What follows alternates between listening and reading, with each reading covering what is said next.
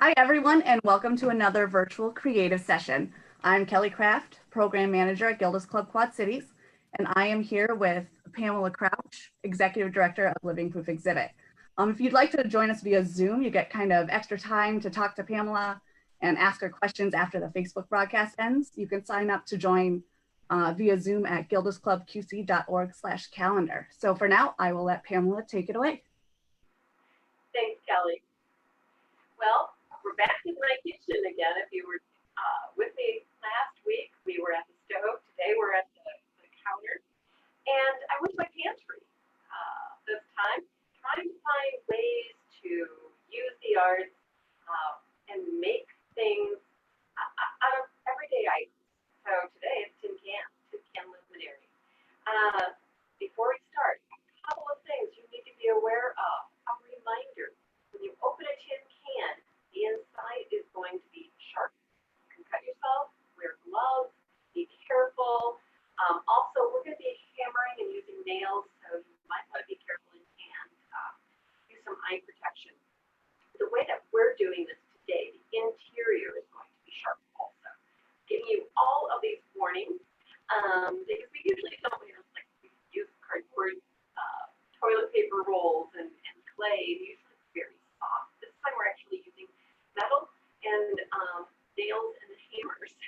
All right, with all of those disclaimers, first thing you need to do is find some tin cans.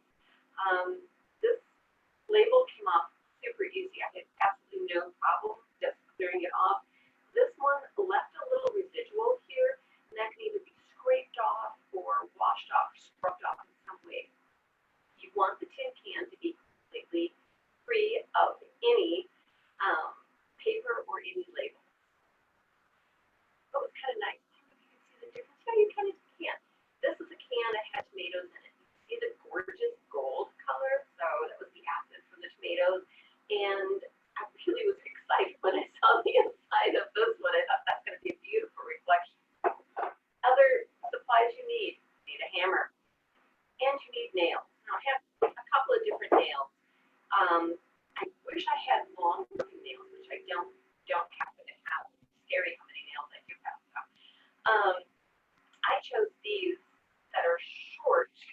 They're only 1 inch, but they have a nice wide head on them. I didn't want to embarrass myself on Facebook Live and keep missing the nail head. But these are thinner box nail, and they would be really nice as well. They have a little bit of a good head on them, and they're a little bit longer. Whatever nails you have at home. And I'm going to be sharing I discovered this as I was making these yesterday. First thing you want to realize is that when you're working with a can, it's round. It's going to roll on you. Ideally, if you have a piece of wood, you can put the wood, keeping an eye on where the sharp spots are. You can put the piece of wood inside. You would fold it down. You would keep it from rolling back and forth. A second pair of hands would be lovely also. If you're going to put your hand inside, you have to have gloves on because there is still that sharp spot. You can take pliers and press that down. If you have a tiny hammer, you can get in and nail that down too. These are pretty malleable. I mean, if I squeeze on this too far, it's going to move. So what I did was I kind of created my own little barrier. Just took some towels, rolled them up, put a towel in between. Notice we're not doing this on my dining room. Prefer not to. I'm going to wedge that all in a nice little pocket. I started one the other day, and I started thinking, this is my little, I'm going to put this aside, that's going to come back to that. And I thought, I could just randomly poke holes in here. What if I want to do a design? What could be a good way to... Pamela? Yes. Sorry to barge in here, but we're having a little hard time hearing you. Can you talk a little louder and talk toward the microphone? Well, I'm facing the microphone, so I'll try to talk up. Where did you lose me, Kelly? I don't think it was just a little bit up and down. I think when you were looking down and things like that. Thanks. Okay, I'll try not to look down. do a pattern, you have to have something to draw on. Post-its are about the perfect size. These are from our friends at the Royal Neighbors. But if you want to, I'll draw a design in a minute, but just to show you, you can put a Post-it on here, and you can see how perfect that is. And then to draw a design, if you don't have a straight edge, anything with a straight edge will do. These are Band-Aids. They're stiff on the side, and you can easily draw with them and do a simple straight edge. If you have a ruler, if you have anything that has, like I said, just has a straight edge, it's really easy. I wanted to try to do a star design. I've seen luminaries with hearts.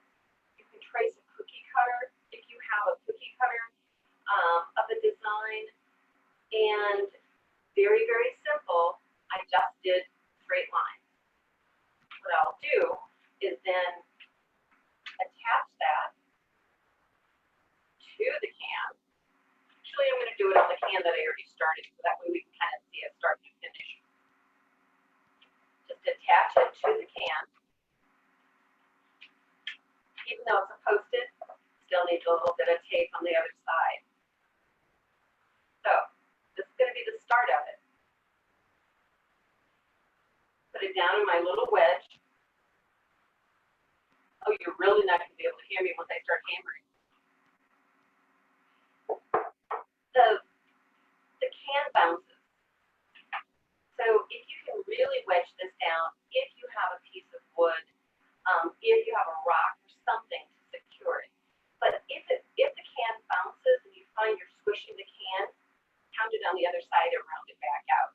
Or you can have an oval shaped luminary. I'm just putting the nail in the center to give it a start. Give it a good whack. See, I knew that was going to happen. Give it a good whack.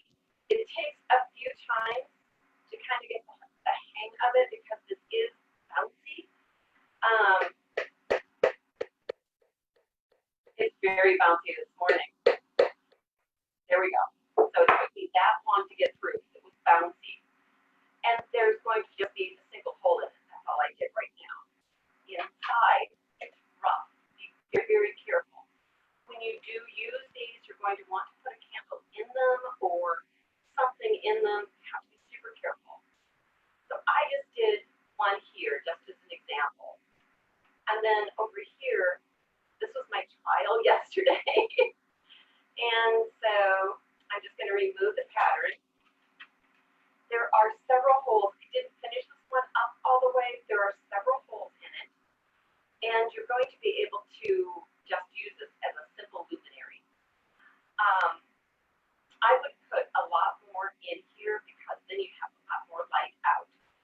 Sand in the bottom of the can will keep it from tipping over. You can put a citronella candle in here if you want, just a regular candle.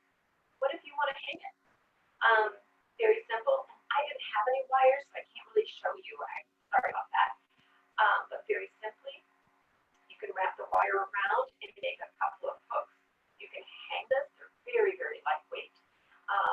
So you have options for this. We're doing this in broad daylight. It's a little hard for me to show you what a luminary looks like in the evening. But there we go. That's it.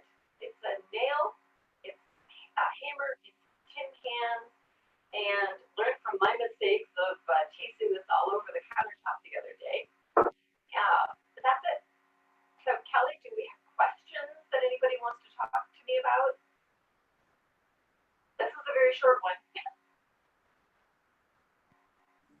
That's okay. I think I don't think we have any questions right now. I just want to thank you for being here with us. And you can anyone on Facebook, you can sign up to join us via Zoom by RSVPing at gildasclubqc.org/calendar. And I think we will end the Facebook broadcast now. Thanks so much, Pamela.